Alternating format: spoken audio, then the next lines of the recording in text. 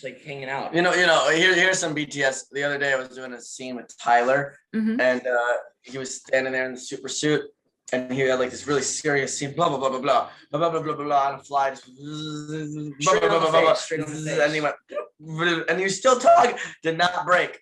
Oh my God. Fly went. Are they gonna digitally remove the fly? Is that how we're gonna? Honestly, I think that should go straight in the blooper reel. The drone, yeah, it's a camera drone. It's Marvel trying to figure out what the government. Doing. Yeah. Government. Oh, there you go. It's the government just checking on Superman. Birds are real. Yeah. Why do you think it's power lines? Exactly. Yeah, they're charging.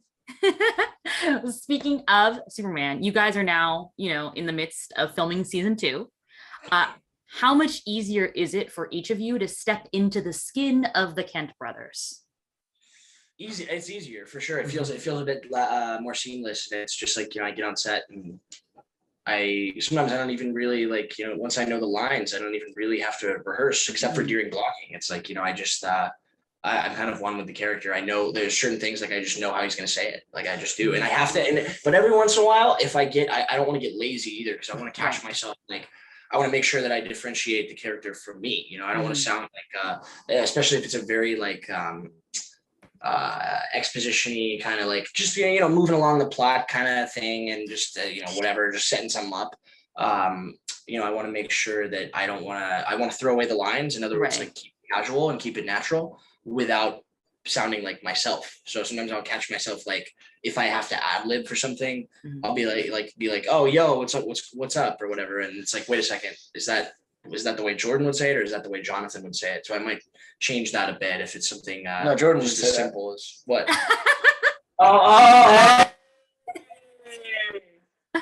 I feel like that must be confusing that one of you is Jonathan. No, especially, the directors are new every episode, so they usually get it by the time they leave. The day before they leave. It's I was gonna say, y'all are directing the directors sometimes, I would imagine, when it's cycling through new ones. Yeah, this guy for sure is. He's a diva. He's always now, speaking of this guy, Jordan has had a heck of a year coming into his powers and even being taken over by, the Eradicator. Zeta Row, yeah.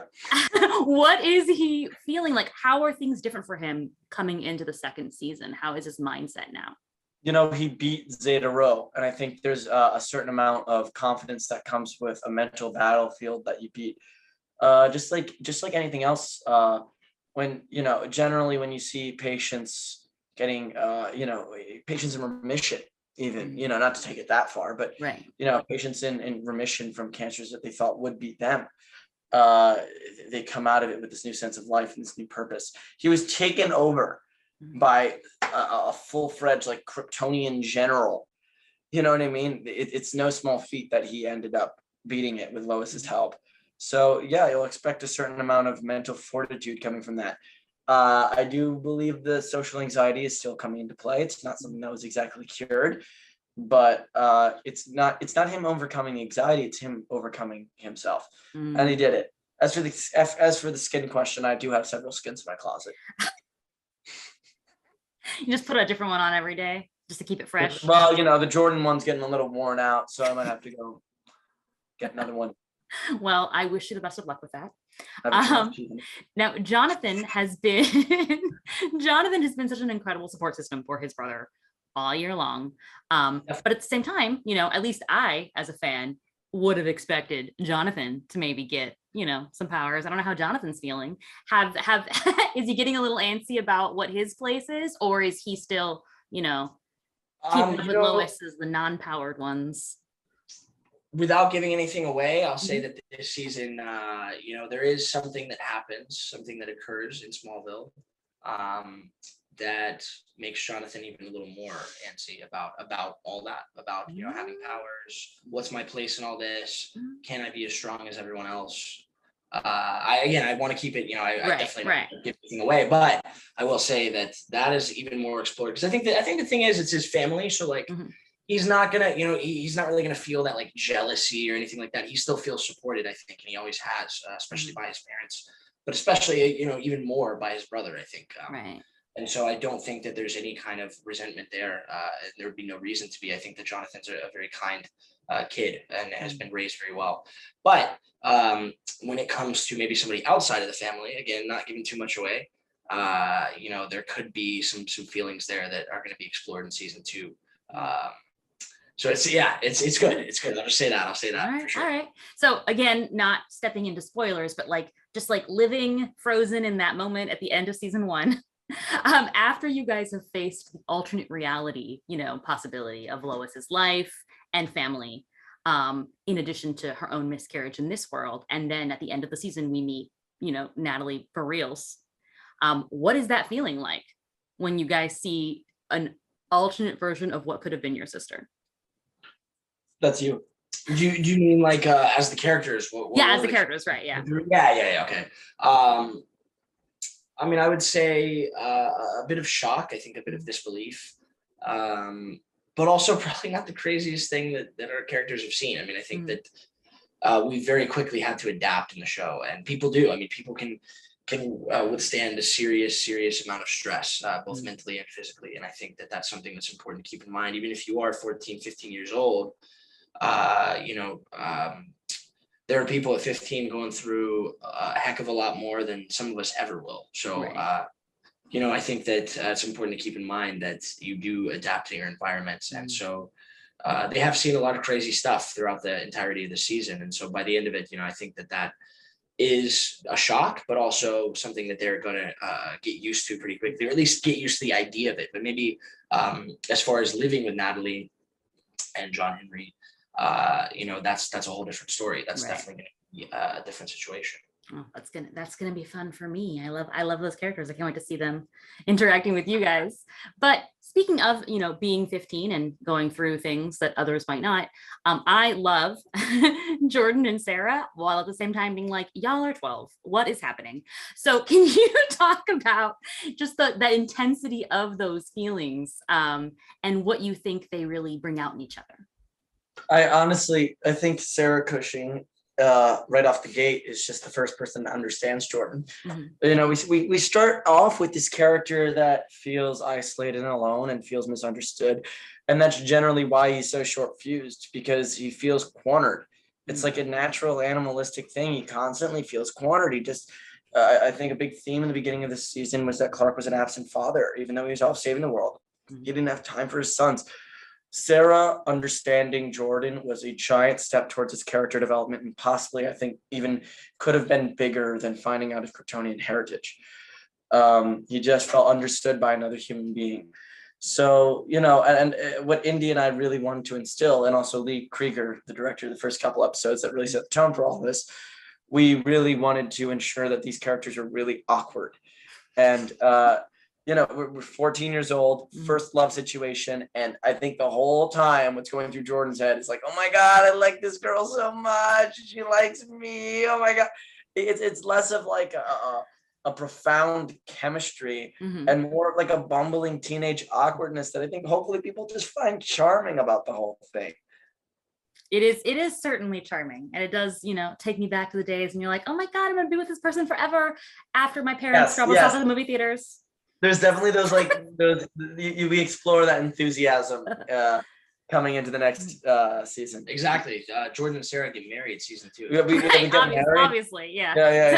The written slip from their parents. Exactly. I was about to say, you moved to Massachusetts where it's legal, Now, Jonathan's romance has not blossomed quite as much yet, but he's in the baby steps with Tegan. Seems very like little cute stuff going on. What would you say he is drawn to about her? About Tegan specifically, I think that it's a little early to tell. I think that here's the thing, right? I think that Jonathan just got out of a relationship in Metropolis. It was long distance, and he's got a lot on his plate. He's got a lot going on, so he's definitely skeptical of what her motives are, especially after she sort of kind of what's the word? Beats him down, or not like a bit like beat down, like right. She was like fishing. Right. She was like fishing. For fishing for information. Kind of a shakedown. That's what I was thinking. A little interrogation. I think that he's skeptical, but he wants to give it a chance. And I think that he's definitely looking for that distraction, for somebody that, I mean, he sees Jordan with Sarah, and he wants somebody along those lines that's going to be there for him, and listen to him, and somebody that I mean, maybe honestly just an escape, somebody that he can have a good time with, and joke around with, and just kind of, he Lord knows he has enough on his plate, and he went through a lot during the season, so he's definitely looking for that escape. What else is on his plate? A lot of foul-smelling eggs. Oh yeah. The eggs are terrible. And thus the story is prompted. And what story? The egg story. What egg Like story? They all smell bad. a funny plateful behind the scenes. So what happened with the eggs share, behind the lovely. scenes? Yes, please. Tatiana here. The eggs smell bad. Oh Lord. Oh, Is that what you this is all we got out of you. This is all we got out of you. It was your story. How is that my story? No, they made you eat all the eggs. But the eggs were- That was there so we go. early. That was There we so go. early. No. Okay, Episode so one. no, yeah, exactly. Episode 1. Oh, wait, was that really? Yeah. You're right. And then there was the And- Chinese food. And the Chinese. Oh. In the Metropolis. It's like there was a few, they built this whole set just for the Metropolis house. And we ended up using that like with the townhouse set. The Like, townhouse set. twice or Oh something. wow. Yeah. Usually, that was- like normally it's like you have just the same sets over and over again, but you got, That was like 8 stories in one. Sorry. wow. Yeah, I mean that is generally towards the pilot. You have that dump of money that we were allowed to do that. We rented out that townhouse, and it was like we never went back to it. I think the most impressive though was Smallville. They built us that back lot just for our show. They paved the road. It was in the middle of a rodeo ground, an old rodeo ground from Oh wow. late 1800s that turned into just kind of a fairground now. Mm. And they paved the road. They built all those fake buildings. They're all fake, and then the diner, and then the Smallville Gazette are the only real buildings there. Oh. Yeah, and we're actually building more there. Oh my gosh. Yeah, eventually we're just gonna have a town. Yeah, I was gonna I say, think soon it's gonna be eventually- its own little town. You'll have. I think Todd is gonna come out. He's gonna be the official mayor. I would love to hear, because obviously you guys have an incredible dynamic going on here, because chemistry is free flowing and easy. What is it like with your parents? How much more parental do they feel for you? How weird is it to switch on and off with Tyler and Bitsy? I think Tyler is very interesting. He's the only adult on set, only adult in the cast that's not old enough to be your dad. Right. Yeah. So and both of them have their moments of being somewhat parental. Bitsy is a mom. So she has her own little Vivian back home. Her own little Vivian. Own little Vivian. Vivian's like the cutest little baby walking around. She's giving love out to everyone. Aw. So I think it's impressive on Tyler's part. I mean, and Bitsy's, but mainly Tyler's part because he's not a parent, Mhm. to portray a parent in such a convincing way. What you see on screen is like, think about it like this. I mean, honestly, a scene that's maybe 2 minutes long would take probably all day to shoot. Two Right. full minutes would take all day to shoot. So 16 hours, 16 hours of time for a 2-minute scene. Mm. That is like a 0.00 something percent of the time that you see. You know what I mean? There's just so much going on behind the scene that the tip of the iceberg can't necessarily indicate the bottom, Right. I cannot imagine how much goes on behind the set, but hopefully, I don't know if the Blu-ray is going to have any like bloopers or deleted scenes. That's a good Are there question. any you would like to Yeah. see? Is there any moment that you wish would be on there, captured? There's one really funny one between Tyler and Bitsy. I happened to be there that day. It was the first time they did. So when Tyler walks out, they do Mhm. freeze frame, walk out, and then they blow air on the face of the person that's there. Mm. And they just were figuring out the levels. So they blew Bitsy way too hard, and it went.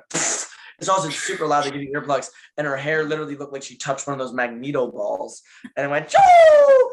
And she was just sitting there like. Oh my God. I wouldn't be surprised if like you saw like makeup just splash back. It's like like a cartoon. I mean, there's a bunch of times when everyone kept falling That was a little bit ridiculous. Oh my Like in the gosh, beginning of the I season, forgot about that. like when I it forgot first about started raining here in Vancouver every day and the mud was really thick. that. One I time think this Bitsy guy fell. one time the Indy drone fell. crashed. Oh my There was a god. huge, giant, probably 100,000, if not like Yeah. $500,000 drone. Yeah. Oh And it was- no. And attached, and it went, phew, and just spun out into a bush. Yeah, it was went. insane. So the Kent house is like here, and then there's like that little tiny bush in front. In the between real the bush. barn and the kid house. Yeah, yeah. So literally, it went here, and then all of a sudden it hit the bush or something, and it went, and it went down. It was like it was the last scene of episode 1 where we're all like Oh walking my out into gosh. the sunset, Oh. and then it flipped out, and then it started chucking like the rotor started chucking shrapnel It was from like the ground. rocks at us. And of course, Oh my Tyler Reed, God. actually Superman, like dives in front. He's like, "Get back! Get back!" And we're all like, "Ah!" You should be like hiding because he's the most important I know. part of the show. Right. It literally, But Hiding. he's was a really, like- hero. A hero. it went from like the shot of like them being like this big to like Mhm. way back here, like the Oh my beautiful, and they majestically walk away to. Ah, no, get it up! Lance, it's coming at me! It's coming at me! Well, I hope Can you that has imagine the been. poor drone operator's face? Oh my Right. god! It was sitting there like, am I fired? It was also on take 30. Like they No. couldn't get it perfect. They couldn't get the drone shot perfect, so we kept doing that walk over and over. So it was like take 30 or something, and then it happened. And then we were all like, "Okay, that's it.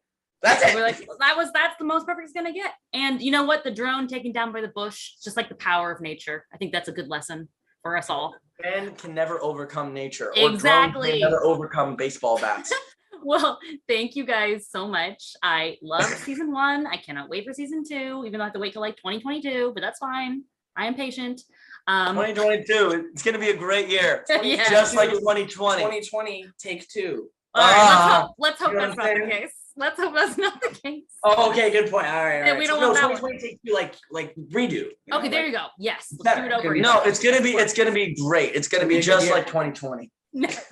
All right. Well, I hope you guys have a great day. Thank you so much, and enjoy Thank season you. 2.